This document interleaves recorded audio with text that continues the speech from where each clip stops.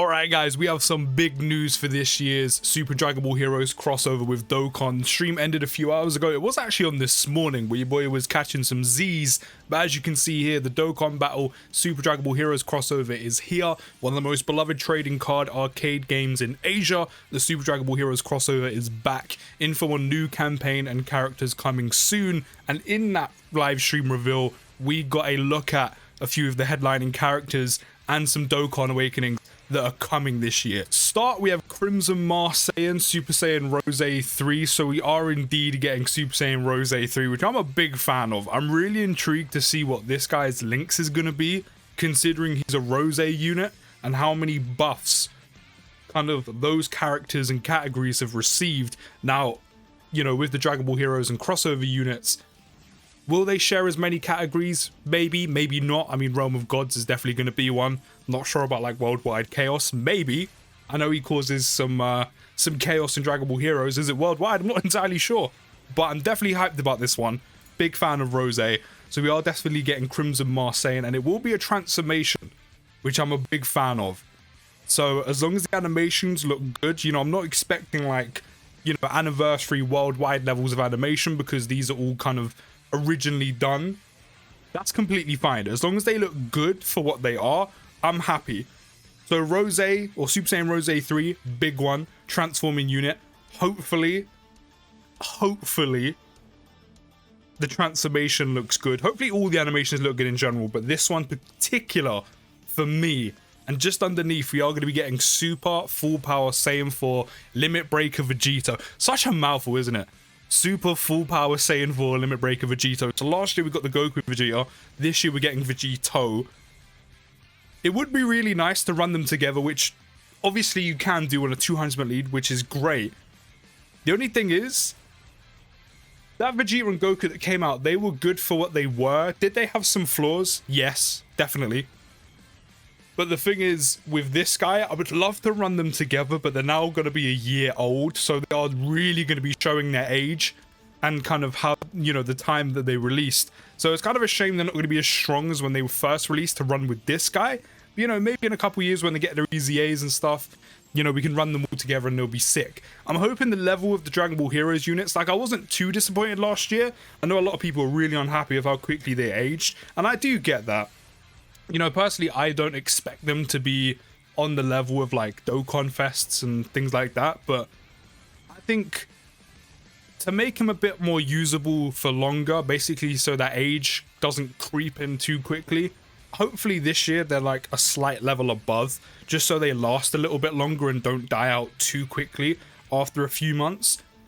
But in terms of two of the headlining units, what major releases to get?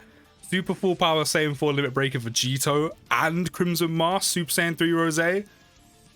Dokkan's killing it. And don't forget as well, these are just the ones they've shown. There are more characters that are going to be headlining on the banner, just like every year. They haven't actually shown yet. So this isn't it. Remember that. I don't watch Super Dragon Ball Heroes, so in terms of where these characters have come from, I don't know if it's the same arc, but if it is, do let me know down in the comments what other characters you can see headlining this banner with the Super Saiyan Rose 3 and the Vegito, because I have no idea. The next character we have is a character who can be recruited from an event, so this is going to be a free-to-play Toa, which can receive a Dokkan Awakening. I can't remember what the units were called, but there were some free-to-play units from a Dragon Ball Heroes event last year that were actually pretty good. And I'm pretty sure the free-to-play EZA was really good as well. So hopefully that's more of the same with this Toa as well. And then also, of course, last year we got Golden Metal Cooler and Janemba Modified, who of course initially drop as SSRs, and now this year they are getting Dokkan Awakenings. I can say I'm ready for these because I pulled so many dupes in both of these units, so I'm hoping their Dokkan Awakenings are going to be really good, especially considering Bardock was really good, SSJ4 Bardock, when he Dokkan Awakened. So was the SSJ4 Gohan. So again, just so these heroes units can last a little bit longer, hopefully they're going to be like a little bit of a step above what they were last year. So these are the EZAs that are dropping this year. We're going to have Deborah, I think it's Demon King Deborah. We also have the Dark and Black Mask. I can't remember which one's which. One of them's Dark Mask King or Black Mask King, and then the other one is like Dark or Black Mask Saiyan. Basically Vegeta and King Vegeta.